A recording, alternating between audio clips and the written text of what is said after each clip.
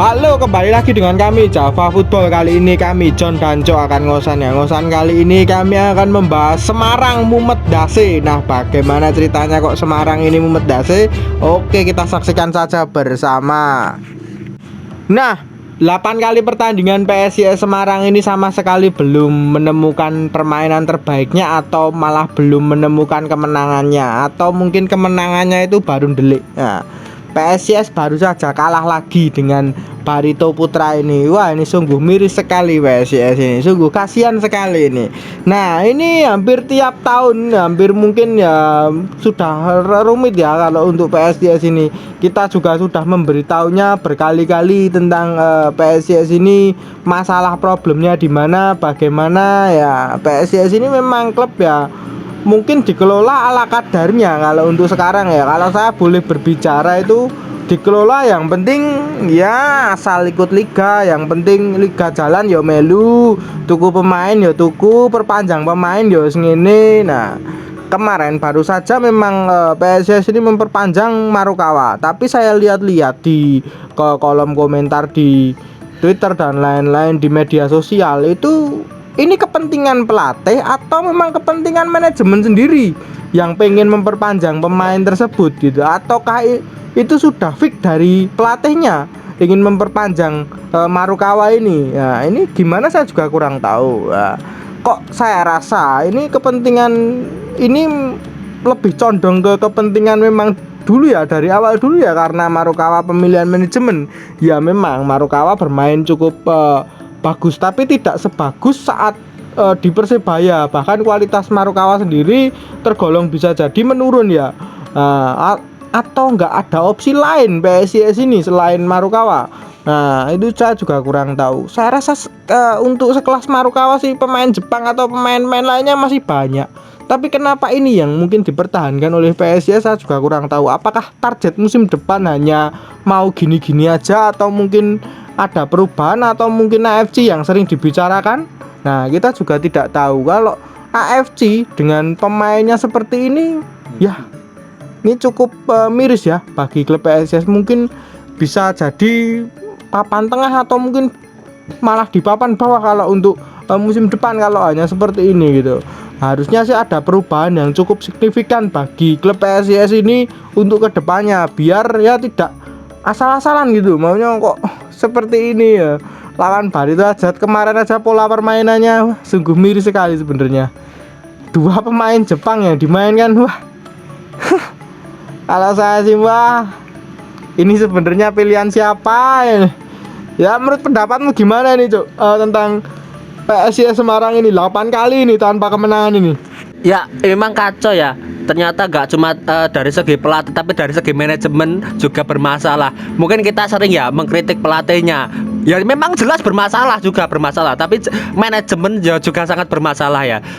Terutama mengenai perpanjangan kontrak Marukawa ini. Terlalu tergesa-gesa dalam arti. Karena ya kita harus benar-benar evaluasi total lah ya. Kan ya nanti kan pasti ada yang bilang, "Lah kok sak dijiko klub liyane kok kaya Fortes biyen." Nah, gini loh, Bro. Standar untuk pemain asing itu harus tinggi banget loh. Bener-bener harus tinggi banget, bener-bener harus berkualitas banget loh.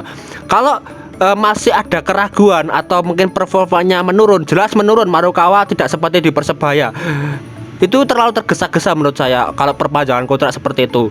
Beda cerita kalau pemain muda lokal. Nah, pemain muda lokal ini kan sebagai investasi lah ya. Investasi jangka panjang. Contoh Dewangga di kontrak jangka panjang kan itu bagus. Terus Arhan dulu di kontrak jangka panjang itu bagus karena memang dia pemain muda, pemain lokal, dia bisa menjadi investasi jangka panjang. Tapi kalau pemain asing kan setiap bursa transfer bisa membeli, bisa merekrut.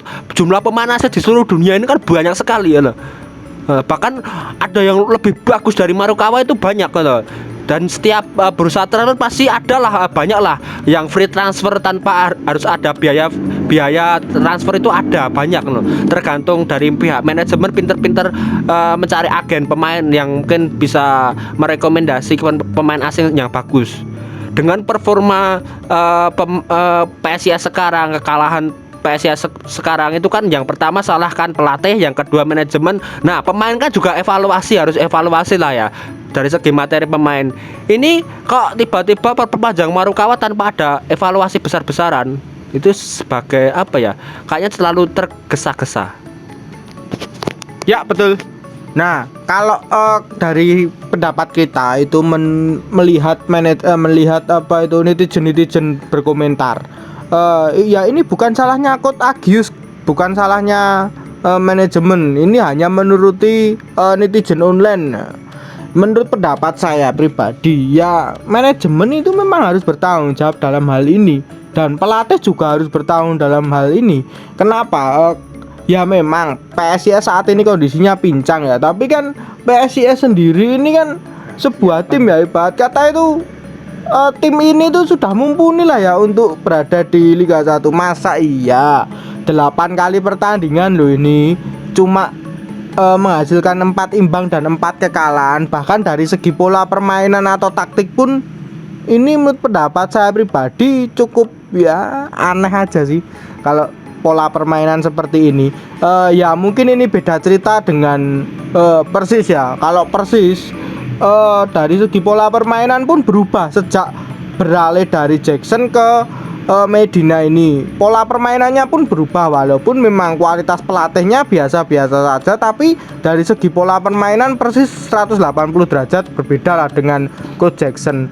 Lah kalau ini sama aja gitu, maunya cuma gitu-gitu aja lah. Ini perlu dipertanyakan dari segi kepelatihan. Lalu dari segi manajemen, kalau memang manajemen ini serius, ya harusnya sih sekuat ini sebenarnya harus dirombak total. Mungkin ya kalau dari saya pribadi, pendapat saya pribadi, yang mungkin hanya bisa bertahan hanya mungkin pemain-pemain mudanya. Kalau pemain-pemain lainnya saya rasa sih ya kalau memang serius ingin AFC ya itu nggak terpakai lagi untuk musim depan, karena kualitasnya sudah kualitas kurang bagus ya. Nah itu kalau saran saya lah, kenapa malah apa masih memperpanjang kontrak ini perlu dipertanyakan juga. Ya memang Marukawa musim lalu bagus di Persebaya, tapi musim ini buruk. Nah tenang, pemain setiap tahun itu ada, bener kata situ tadi. Nah kalau untuk musim kemarin Marukawa, untuk musim ini pemain Jepang itu ada 2 yang bersinar di Liga Indonesia. Ada Ryo Matsumura. Dengan pemain Jepang ini, Ryo Matsumura datang di pertengahan liga ini malah menjadi top skor dengan 11 gol. Ada Soyama Moto, ini pemain dari Persebaya. Nah, ini kan 2 pemain ini kan pemain Jepang semua. Ini kan juga kualitasnya oke, bahkan bisa dikatakan kalau untuk musim ini lebih bagus daripada Marukawa. Tapi kok kenapa malah PSIS mempertahankan itu? Kenapa nggak mau cari yang lain lagi gitu? Maunya lebih bagus lagi. Ya itu perlu dipertanyakan. Nah jadi untuk pemain saya rasa sih jangan terburu-buru, jangan terkecoh lah ya, ibaratnya kan seperti itu. Kalau masih belum menemukan performa terbaik, saya rasa sih bisa dikeluarkan aja. Kalau saya, ini pendapat saya. Jadi nggak perlu terburu-buru gitu, maunya nggak perlu pemain ini harus diperpanjang nanti ditikung yang lain dan lain-lain.